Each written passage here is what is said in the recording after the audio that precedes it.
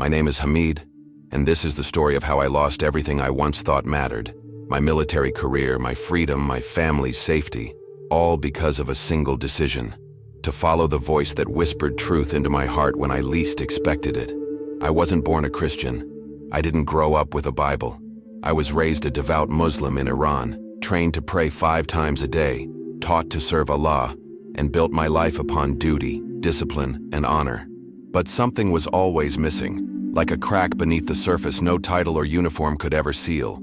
This is not a story about religion. It's a story about encountering a person, a man who spoke to me not in loud declarations but in stillness, in dreams, in suffering. His name is Jesus, and he changed everything. If you've ever wondered if truth exists beyond tradition, if love can reach past boundaries of culture and fear, stay with me. This story might just be your story too. I was born in 1958 in a small port city called Bandar Bushehr, nestled on the edge of the Persian Gulf in Iran. The sun there doesn't just shine, it scorches, soaking into your bones until even the sandals on your feet feel like fire. I was the second son in a family of 4 boys, raised in a modest home with whitewashed walls, a narrow courtyard, and the salty wind brushing through hanging linens. My father was a shopkeeper, a hard man in principle, gentle in touch, and my mother was the anchor of our home. Her voice echoed in soft Arabic as she prayed on a patterned rug laid out just beyond the doorway, 5 times a day, every single day. Our lives were measured by the sound of the azan, the call to prayer rising from the mosque's loudspeakers and falling like a blanket over the neighborhood. There was no room for questions, only tradition, only faith passed down like heirlooms, never doubted, always obeyed. From a very young age, I absorbed this rhythm like breath. I learned to bow, to recite, to perform each movement with precision and reverence. At 8 years old, I could already mimic the ritual of Salah with such discipline that elders in the mosque would nod in approval. But something felt off, even then. I didn't have the words for it, just an ache, an invisible silence inside me, as though I was shouting through a tunnel and never hearing an answer. I tried to ignore it. I tried harder to pray, to be pious, to perform perfectly. Maybe the emptiness meant I wasn't devout enough. Maybe if I just memorized more verses, fasted more seriously, spoke less, and obeyed more, I'd feel it. The closeness to God that everyone else seemed to feel. But it never came, and yet I couldn't say a word. In our culture, doubt wasn't seen as curiosity. It was seen as rebellion. My life moved forward in obedience. I did what was expected. I studied hard. I helped my father in his shop. I learned to navigate the winding alleys of our neighborhood with speed and confidence. I watched other boys boast and argue over who would one day become doctors or engineers. But I wanted something else. I wanted honor. I wanted to wear a uniform, stand tall, command respect, not because I craved power, but because I believed deeply in duty. Iran was my homeland, and protecting it felt noble. My father would speak often of loyalty, to your family, to your country, to your God, and those words carved themselves into my bones. By the time I was 16, I had made up my mind. I would join the military. I would serve. I would prove my worth. At 18, I joined the army, and something awakened in me, a fierce pride, a relentless drive to succeed. I endured grueling training under the sweltering sun, my hands blistered, my shoulders raw from days of rifle drills and formation marches. But I didn't quit. I pushed through every pain, every demand.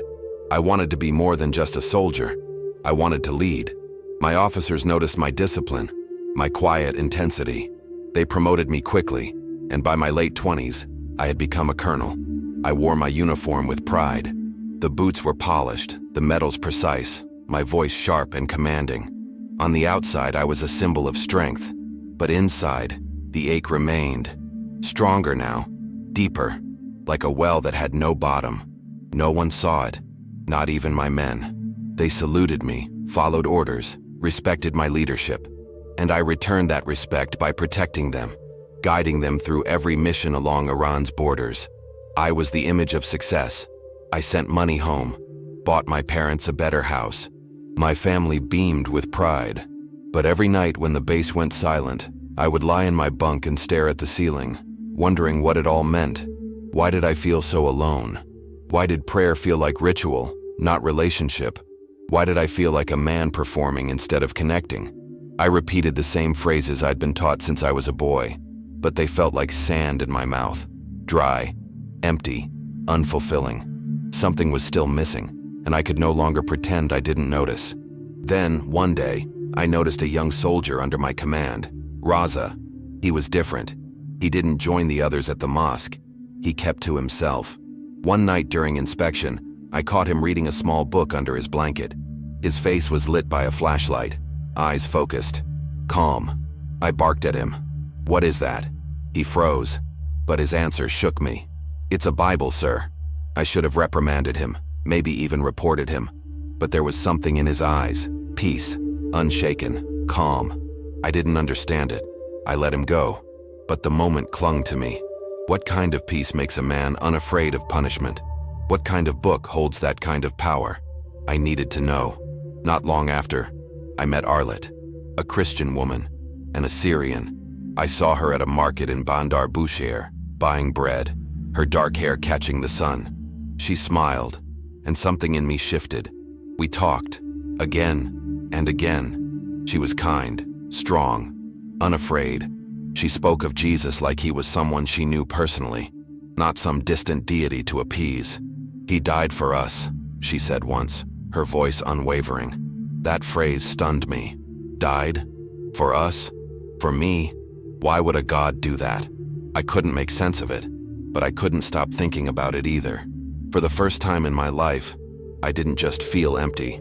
I felt curious, deeply curious, and dangerous as it was, I was ready to find out more. If you've ever worn a mask for the world but felt hollow inside, if you've chased honor only to feel unseen by the very God you serve, listen closely. The truth I found didn't come through conquest or command. It came through brokenness, through surrender, through a whisper that said, "There is more." In the next part, I'll tell you what happened when I opened a Bible for the very first time, and how it shattered everything I thought I knew. Stay with me. This is just the beginning. That night I couldn't sleep. I lay next to Arlet in the dim light of our small apartment, her breathing steady, her presence a kind of peace I didn't yet understand. But inside me was a storm. I kept thinking about what she said, how Jesus died for us. That phrase rang like a bell in my mind. It didn't make sense to me. In Islam, I had always been taught to earn favor, to strive for approval, to fear the consequences of falling short. But this was different. It sounded like grace. Undeserved, unearned, freely given. I didn't know how to process it. I got up in the middle of the night and opened the drawer where she kept her Bible. My hands trembled. I knew the risk. If someone from the military saw me with it, even in my own home, it could destroy my career. But I couldn't ignore it anymore. I needed to see for myself. The cover of the Bible was worn, soft from years of use. Arlet had marked pages with slips of paper and notes in the margins. I flipped through slowly, overwhelmed. I didn't know where to start. Then I saw a page she had underlined, the Gospel of John. I read the words out loud, barely a whisper. "I am the way, the truth, and the life. No one comes to the Father except through me." I read it again and again. Each time something broke inside me. These weren't just words. They felt alive. It was as if the man speaking them, Jesus, was right there in the room with me, watching, waiting, offering something I didn't know I needed. For the first time, I didn't feel like I was reaching out in darkness. I felt like someone was reaching back. I closed the Bible and sat there for hours. My heart was pounding. I felt both terrified and alive. This wasn't just a religious text. It was personal, intimate, risky. If I followed this path, it would change everything. I thought about my position in the army, about my parents, about my legacy. I had worked my entire life to climb through the ranks, to earn my family's pride, to represent the strength of my country. And now, I was being pulled towards something that might cost me all of it. But it didn't feel like a loss. It felt like an invitation, one I couldn't refuse.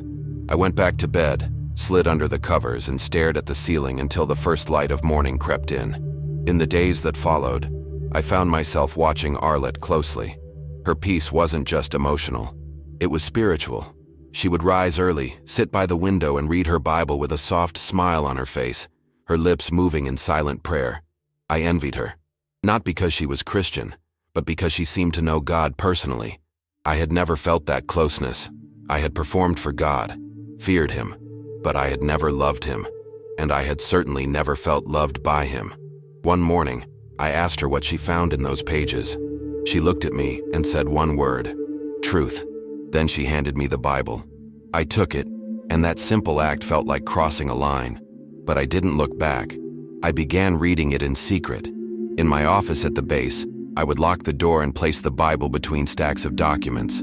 I'd read it late at night, hidden beneath files or tucked behind folders. Every word stirred something new in me. I read about Jesus healing the sick, forgiving sinners, welcoming children, confronting religious leaders. He wasn't weak. He wasn't distant.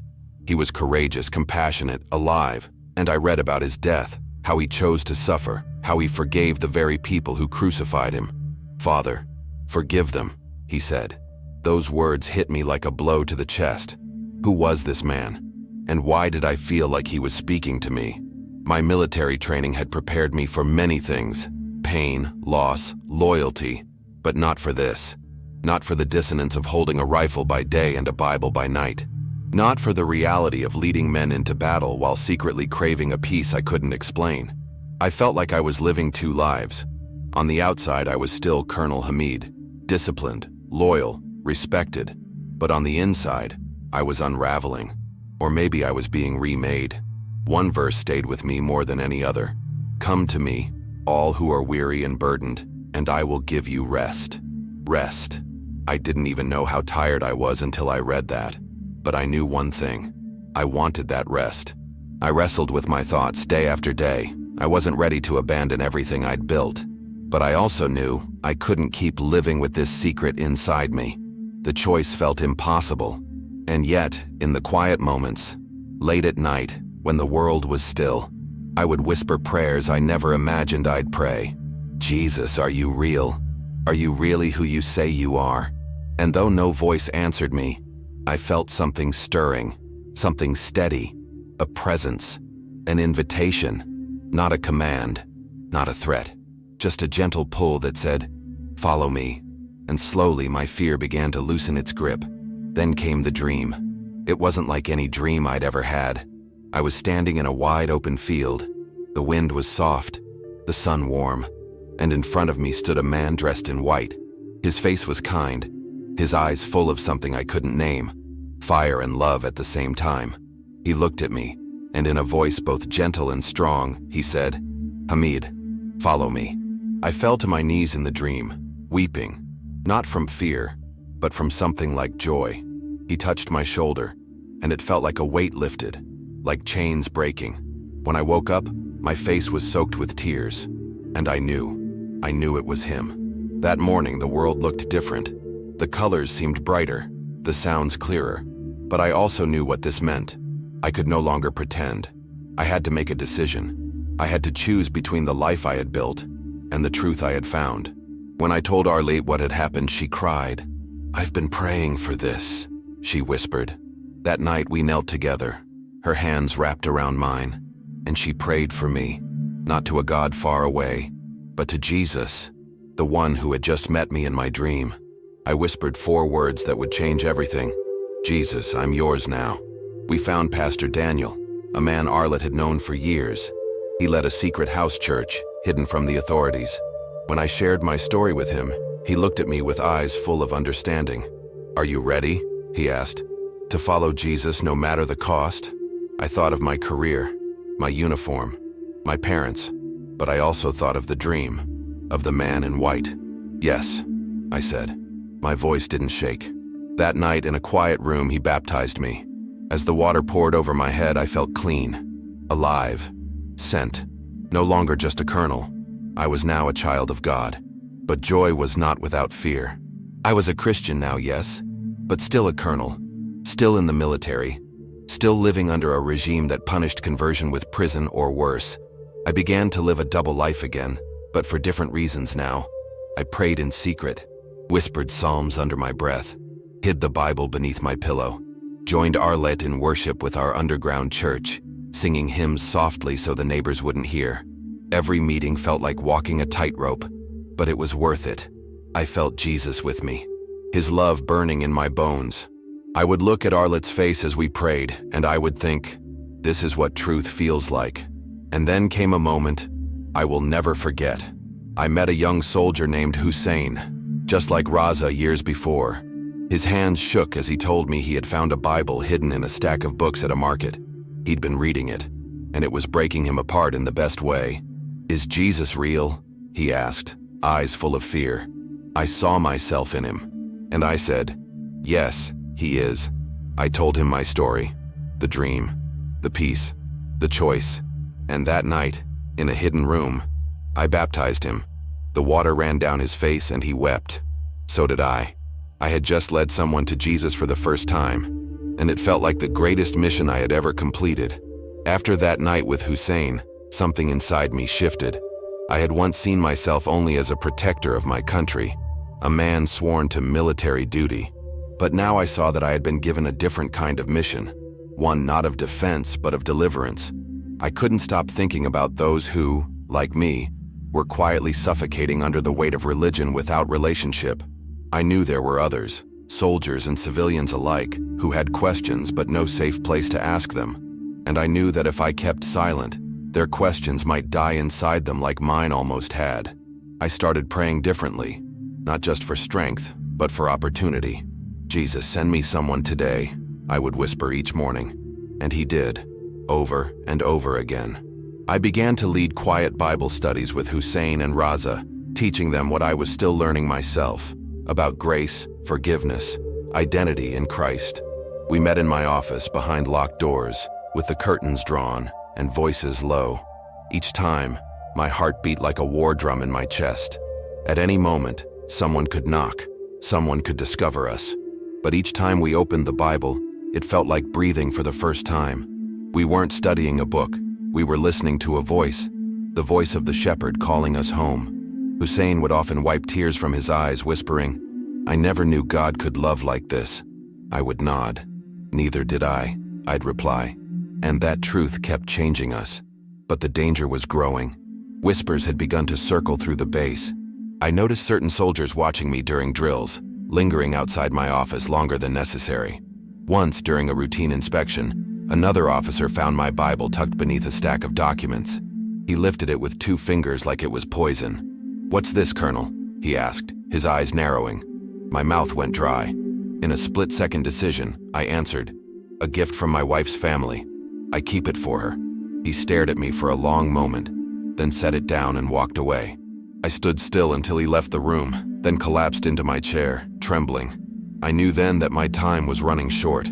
That night, I went home and told Arlet everything. "They found the Bible," I whispered. She said nothing at first, just held my hand and kissed my forehead. "Jesus is with us," she said. "He's stronger than fear." I wanted to believe her. I wanted to feel her strength in my own chest. But the truth was, I was scared. Not for me, for her, for our sons. Emmanuel was 6 now, and David just 4. They were innocent, full of life, unaware of the storm brewing around them. That night, I tucked them into bed, kissed their cheeks, and stood in the doorway watching them sleep. I knew that every choice I made now would affect their future. And I prayed the hardest prayer I had ever prayed. "Lord, if they must suffer, let it be for truth. But give me the courage to lead them there." The pressure kept building. My faith was growing, but so was the surveillance. One day a letter came from the military court. I was being summoned to Tehran. I didn't know why. My heart sank. I knew this wasn't random. I kissed Arlet goodbye, held my sons a little tighter than usual, and boarded the transport. At the court, I was accused of deceiving the army, of converting while in uniform. They said I had broken military trust. I wanted to scream that I had never hidden anything from God, that I had only just discovered the truth. But my voice stayed calm. "I follow Jesus," I said, "because he is the truth." The judge didn't flinch. He sentenced me to 3 years in Evan prison. My military status was stripped, my pension canceled. My family would lose everything. I returned home in silence, escorted by guards. When Arlette opened the door and saw my face, she knew. She didn't cry, not right away. She just embraced me, and we stood there in silence, the boys looking up at us, confused. Later that night, as I packed my few belongings, she sat beside me, her eyes red. "I knew this would come," she said softly, "but I didn't expect it to hurt this much." I nodded, unable to speak. I felt like a failure. I had lost everything I had worked for. But deep down, I knew I had finally taken the right path. The narrow one, the painful one, the one Jesus walked before me. And now, I would walk it too. Evin Prison is a name that sends chills down the spine of anyone in Iran. It's where voices are silenced, where beliefs are broken. Or at least, that's what they try to do. As the gates closed behind me and the iron door slammed shut, I felt a coldness I had never felt before.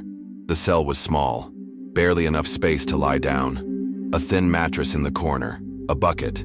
No light, no comfort. I sat on the floor, closed my eyes and whispered, "Jesus, are you here?" At first there was only silence, but then, a flicker. Not a voice, not a vision, just a peace, faint but steady, rising in me like a flame that refused to go out. The days blurred into nights, interrogations, solitary confinement, mockery. A guard once threw my Bible to the ground and spat on it. "You're a traitor," he hissed. "You betrayed Islam." I kept silent, not out of fear, but because I knew my answer would cost more than it could protect. I prayed in the darkness.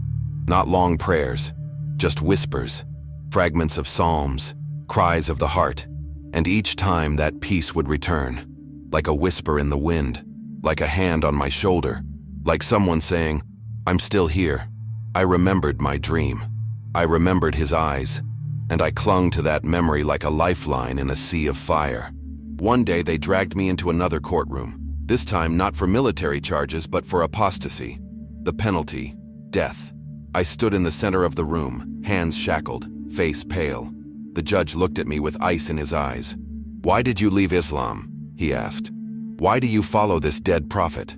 I lifted my eyes, my voice clear. "Because he's not dead," I said. "He's alive. He's the way. He's the truth." The silence was deafening. For a moment, I thought they would strike me down right there. But instead, the judge stared, then spoke. "No charges under Sharia law." I was acquitted. I didn't understand it then. But later, I found out. Believers around the world had been praying for me. My name had reached churches in Europe, America, even Australia. I was returned to Evin, but everything had changed. I knew now I wasn't alone. I had been seen, carried, protected. A fellow inmate slipped me a torn page of the Bible, Psalm 23.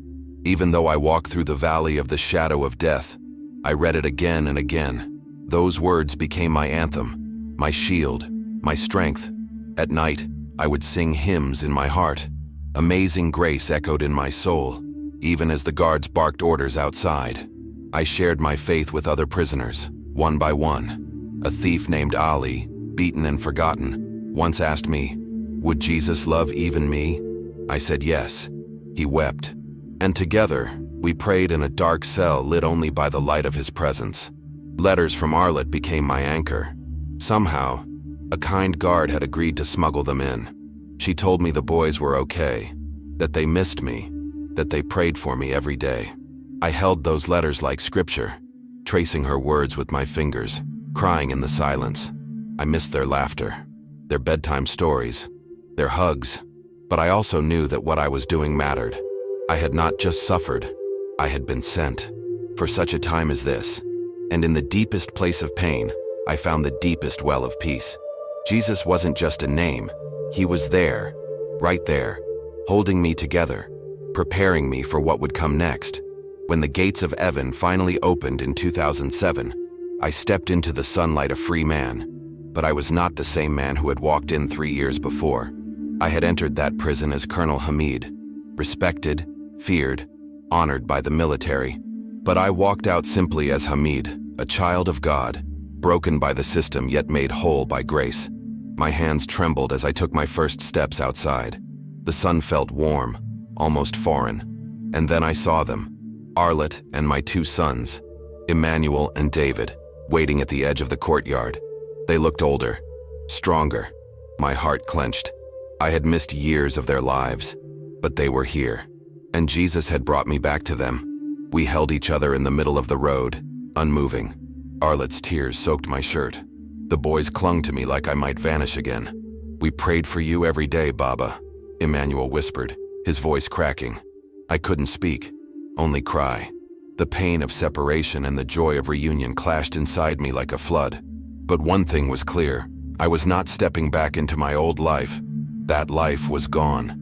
The military had taken everything: my rank, my pension, our home. But they had not taken my faith, and they could never touch what Jesus had done in me.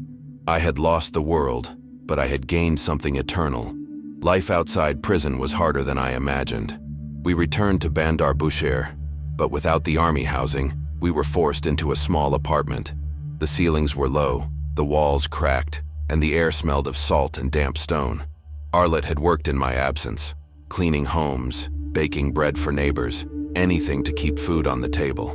She never complained. Her hands were rough, but her faith was stronger than ever. I would sit beside her at night, watching her pray and think, she is the real warrior. Jesus had used her to carry our family while I was locked away. I knew I would spend the rest of my life honoring that. Finding work was nearly impossible. No one wanted to hire a disgraced colonel, let alone one accused of apostasy. I began doing odd jobs, fixing fishing nets at the port, hauling crates, helping repair boats. My hands blistered, my pride cracked, but strangely, I didn't resent it. I had tasted something deeper than status. Every morning I would wake to Arlet's voice praying over me, asking Jesus to use us. "We're still in his hands," she would say. I would nod, even when I didn't feel strong. Our sons, now teenagers, saw the struggle too, but they also saw the strength. They saw what faith looked like when the world had taken everything else away. One day David asked me, "Are you still a Christian, Baba?" His eyes searched mine with a fear I recognized. The fear of rejection, of shame. I put my hand on his shoulder and said, "Always. Jesus is the truth. He's worth everything."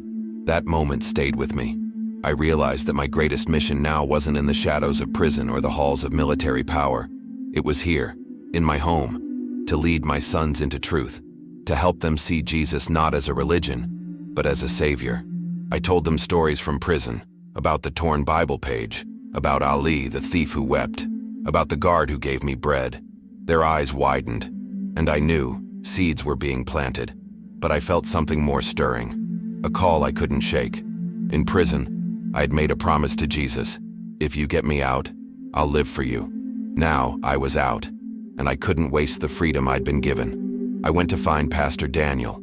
He was older now, grayer, his face worn by years of hiding and sacrifice. We met again in the same underground room where he had baptized me years earlier. "I want to serve," I told him.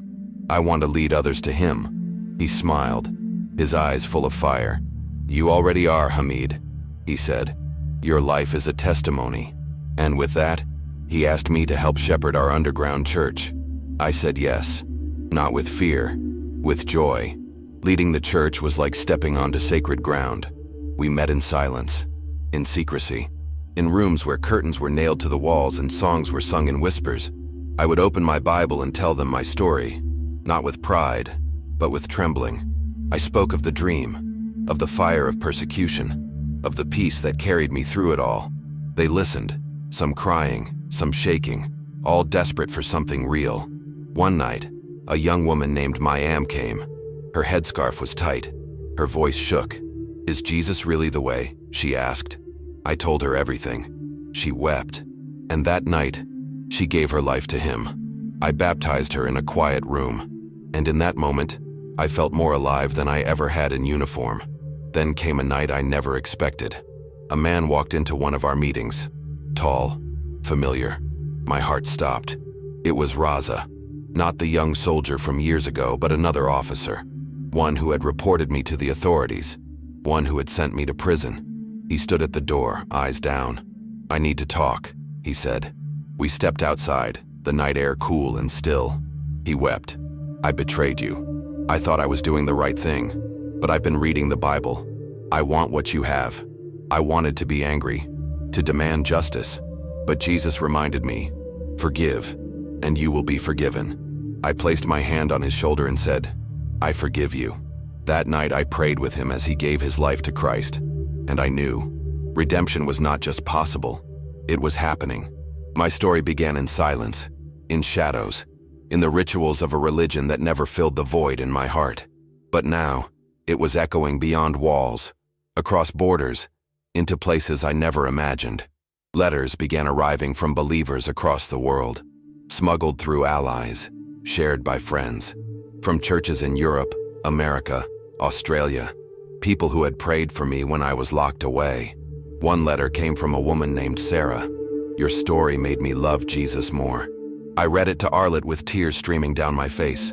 "See," she said, her voice soft, "Jesus is using you." And I knew then, my pain wasn't wasted. It was purpose.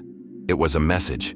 It was a light to lead others home. If you've walked with me through this story, then you've already felt it. That quiet voice, that tug in your heart that says, "This is more than a story. This is a call." I was once a man convinced that duty and discipline were enough, that religion could replace relationship. That honor came from the approval of men. But when everything I built was stripped away, I found something I never expected. A love that didn't demand performance, a grace that forgave my rebellion, and a Savior who met me not in power, but in prison. His name is Jesus, and he is the way, the truth, and the life. Maybe you're watching this with a heart full of questions. Maybe you're carrying guilt, shame, or fear. Maybe, like I once did, you feel trapped in a life where God feels distant and faith feels like ritual. I'm here to tell you, Jesus is real. He's not waiting for you to become perfect. He's waiting for you to say, "I'm yours," the same way I did on my knees in a tent at the border, the same way I did when I was sentenced to Evan. If he could meet me there, he can meet you right where you are now, in your bedroom, in your car, behind your phone screen. He sees you. He loves you, and he's calling you home. If you want to know him, don't wait. Don't harden your heart. Open it. Talk to him. Whisper if you have to. He's not moved by volume. He's moved by truth. You don't need to have the right words. You just need to be honest. Ask him to show you who he is. Ask him to forgive you, to lead you, to give you the kind of peace that doesn't depend on circumstances. That's what he gave me. That's what he offers you right now. You can start fresh, right here, right now.